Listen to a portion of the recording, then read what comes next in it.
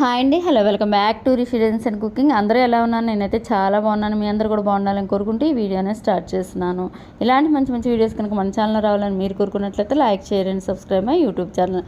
So ఈ bangles and sari pins, ఈస్టర్స్ ఎలా ఉన్నాయో కూడా నాకు కామెంట్ పెట్టడం మర్చిపోకండి. ఈ బ్యాంగిల్స్ కనుక మీరు ఆర్డర్ పెట్టుకోవాలనుకుంటే స్క్రీన్ షాట్ తీసి స్క్రీన్ మీద ఉన్న వాట్సాప్ నెంబర్కి మెసేజ్ చేసి ఆర్డర్ పెట్టుకోండి.